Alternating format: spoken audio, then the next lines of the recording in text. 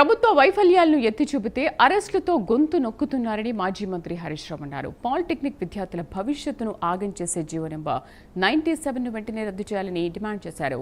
Polytechnic, ITI రెండు వేర్వేరు విద్యా విధానాలని చెప్పారు.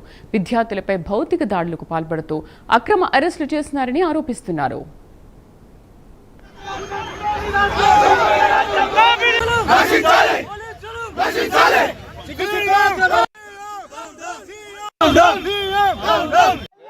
ఈ రాష్ట్ర ప్రభుత్వం తాను చేసిన తప్పిదాలను ఎత్తి చూపుతా ఉంటే సహించలేక అక్రమ అరెస్టులకు ఈ ప్రభుత్వం పాల్పడతా ఉంది. ఈరోజు మేం మాట్లాడిందల్లా కూడా పాలిటెక్నిక్ విద్యను ప్రైవేట్ పరం చేయొద్దని, ఉపాధ్యాయ ఉద్యోగ సంఘాలకు కాంగ్రెస్ పార్టీ మేనిఫెస్టోలో ఇచ్చిన హామీలు అమలు చేయాలని, ప్రభుత్వ ఆస్తులను 22A పెట్టి ప్రజలను ఇబ్బంది పెట్టొద్దని ఈరోజు బీఆర్ఎస్ పార్టీ ప్రశ్నిస్తా ఉంటే రేవంత్ రెడ్డి సహించలేక మమ్మల్ని అరెస్ట్ చేసి ఈరోజు పోలీస్ స్టేషన్ లో పెట్టడం జరిగింది. ఇవాళ రేవంత్ రెడ్డి గారు మీ కాంగ్రెస్ పార్టీ ఎన్నికల్లో ఏం చెప్పింది? 6 గ్యారంటీలతో పాటు 7వ గ్యారంటీ ప్రశ్నించేటువంటి హక్కు, ప్రజాస్వామ్య హక్కు మీకు కల్పిస్తామని హామీ ఇచ్చింది. కానీ ఈరోజు ఈ రాష్ట్ర ప్రభుత్వం 6 గ్యారంటీలతో పాటు 7వ గ్యారంటీని కూడా మంట కలిపింది. 7వ గ్యారంటీకి కూడా ఎగనామం పెట్టింది. కాంగ్రెస్ పార్టీ ఈరోజు రేవంత్ రెడ్డి గారు ముఖ్యంగా రాష్ట్రంలోని 113 పాలిటెక్నిక్లను స్కిల్ యూనివర్సిటీలోకి తేవడాన్ని నిరసిస్తూ రాష్ట్ర వ్యాప్తంగా 1,00,000 మంది విద్యార్థులు పోరాటం చేస్తా ఉన్నారు. ఆ పిల్లలు పసిపిల్లలు, కనీసం 18 ఏళ్లు కూడా నిండలేదు. ఆ పిల్లల మీద రేవంత్ రెడ్డి గారు అత్యంత కర్కశంగా ఆ పిల్లల గొంతు బిసుకుతా ఉన్నారు. ఆ పిల్లల మీద అక్రమ కేసులు బనాయిస్తా ఉన్నారు. ఆ పిల్లల మీద భౌతిక దాడులకు పాల్పడతా ఉన్నారు.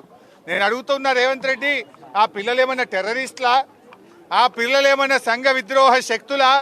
ఆ పిల్లలు తమ భవిష్యత్తును నాశనం చేయొద్దని, మా భవిష్యత్తు స్కిల్ యూనివర్సిటీలో కలిపి మీరు చెలగాటమాడొద్దని ఈ ప్రభుత్వంతో పోరాటం చేస్తున్నారు.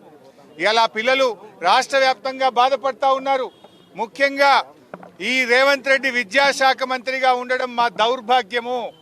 రేవంత్ రెడ్డి ఈ మధ్య మాట్లాడుతూ ఇంజనీరింగ్ విద్యార్థులంతా కూడా క్రిమినల్ వేస్ట్ అని మాట్లాడినాడు. అదే విద్యార్థులు ఏమంటున్నారంటే రేవంత్ రెడ్డి రాష్ట్రానికి ముఖ్యమంత్రి కావడం అంతకంటే క్రిమినల్ వేస్ట్ అని ఇలా విద్యార్థులు మాట్లాడుతున్న పరిస్థితి ఉన్నది. రేవంత్ రెడ్డి గారు ఇలా మమ్మల్ని ఎందుకు అరెస్ట్ చేశారు? మేము వరంగల్ పాలిటెక్నిక్ కాలేజీకి వెళ్ళి ఆ పిల్లలతో మాట్లాడడం వల్ల మీకు వచ్చిన ఇబ్బంది ఏంది? ఆ పిల్లల బాధలు మేము వినడం వల్ల మీకు వచ్చిన ఇబ్బంది ఏంది? మీకు ఎవరు చెప్పినారు స్కిల్ యూనివర్సిటీలో కలపని? ఎవరైనా దరఖాస్తు ఇచ్చిందా?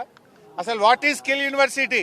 Skill university PPP model, public private participation తో స్కిల్ యూనివర్సిటీ ఏర్పాటు చేసినారు. స్కిల్ యూనివర్సిటీకి గవర్నమెంట్ తో సంబంధం లేదు. ఇవాళ రాష్ట్రంలో ఉండే ప్రభుత్వ పాలిటెక్నిక్లను తీసుకుపోయి స్కిల్ యూనివర్సిటీలో కలపడం అంటే ప్రైవేట్ పరం చేయడం. ఆ పిల్లల్ని ఆగం చేస్తున్నావు. ఇలా పాలిటెక్నిక్ పిల్లలు 15,000 ఫీజు కడితే చదువు అయిపోతుంది. రేపు ప్రైవేట్లో కలిపితే 5,000 సంవత్సరానికి, 3 ఏళ్ళకి 15,000. రేపు మీరు స్కిల్ యూనివర్సిటీలో కలిపితే అడ్డగోలుగా ఫీజులు పెంచితే ఆ పిల్లల